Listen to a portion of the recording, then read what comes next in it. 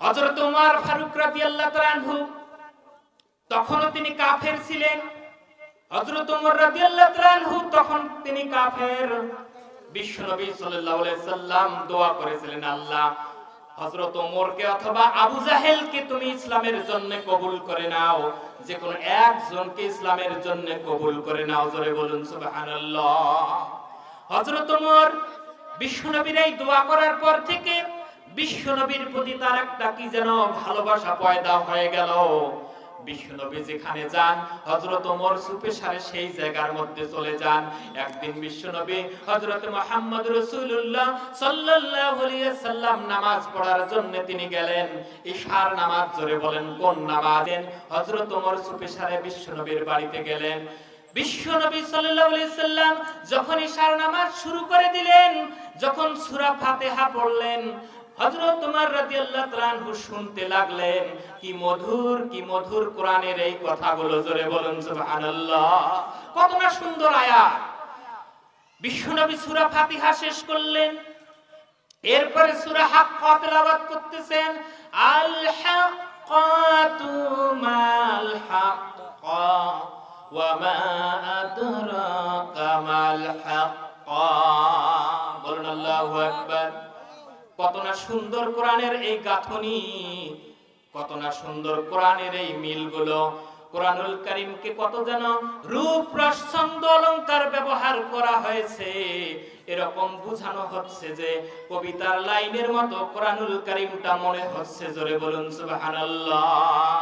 কত সুন্দর আয়াত, দেখেন কত সুন্দর কোরআনের আয়াত। আর রহমান আল্লামাল কুরআন খালাকাল ইনসান আল্লামাহুল বায়ান। বলুন আল্লাহু আকবার। শুধুমাত্র শুনতেই মন চায় আল্লাহর কোরআন। হযরত ওমর ফারুক রাদিয়াল্লাহু তাআলা শুনতে লাগলেন। এ তো কোনো সাধারণ মানুষের কথা নয়, হয়তোবা এটা কোনো কবির কথা হতে পারে, কবির কোনো কবিতা হতে পারে।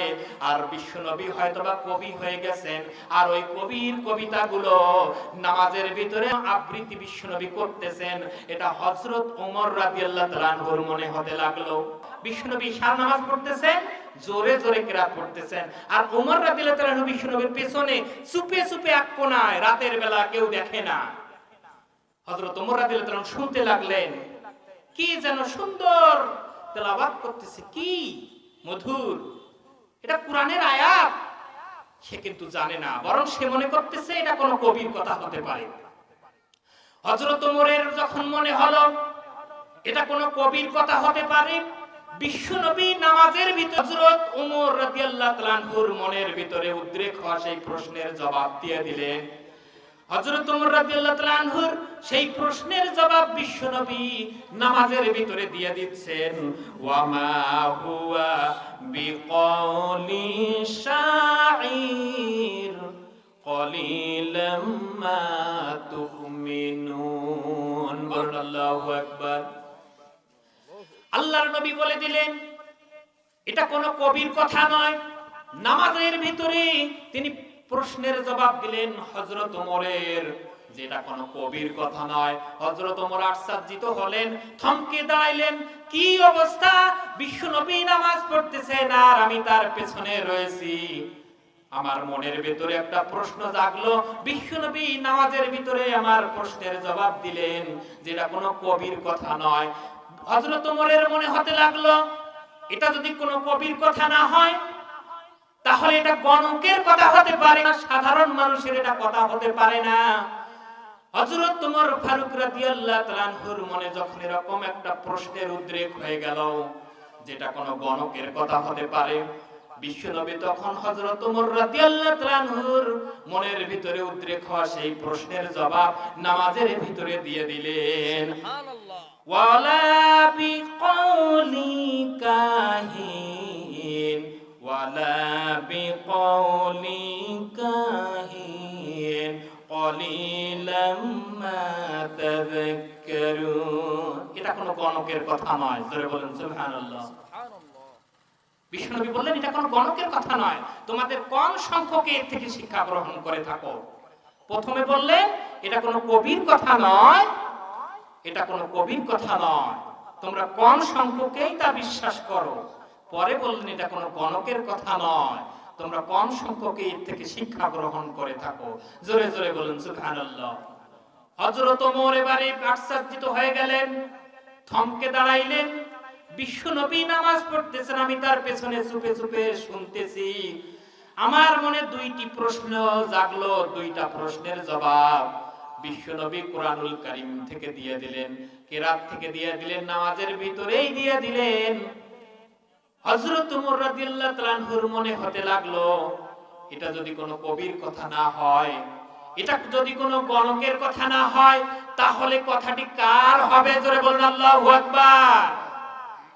হযরত ওমর রাদিয়াল্লাহু তাআলা আনহুর মনে যখন হতে লাগলো যে তাহলে কথাটি কার হতে পারে, তখন বিশ্বনবী কোরআনুল কারীমের আয়াত নামাজের ভিতরে তেলাওয়াত করে তিনি বলতেছেন, তানজিলুম মির রাব্বিল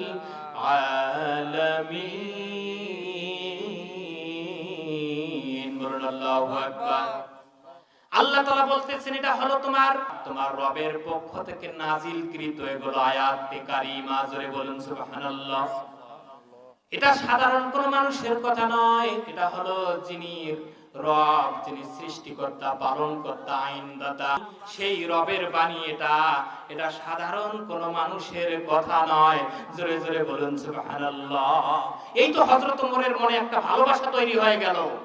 বিশ্বনবীকে মারার জন্য যেও তার বোনের বাড়িতে যখন গেলেন, যাওয়ার পরে তিনি যখন কোরআন পড়া শুরু করে দিলেন, তখন থেকে হযরত ওমর রাদিয়াল্লাহু তাআলা আনহু ইসলাম গ্রহণ করার জন্য ব্যস্ত হয়ে গেলেন। জোরে বলুন সুবহানাল্লাহ।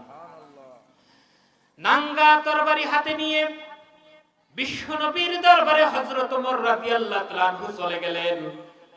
আর নবীজির পায়ের নিচে ওই তরবারিটা ফেলে দিয়ে হযরত ওমর বলে দিলেন, নবীজি আমাকে পড়ায় দেন লা ইলাহা ইল্লাল্লাহু মুহাম্মাদুর রাসূলুল্লাহ। জোরে বলেন সাল্লাল্লাহু আলাইহি ওয়াসাল্লাম।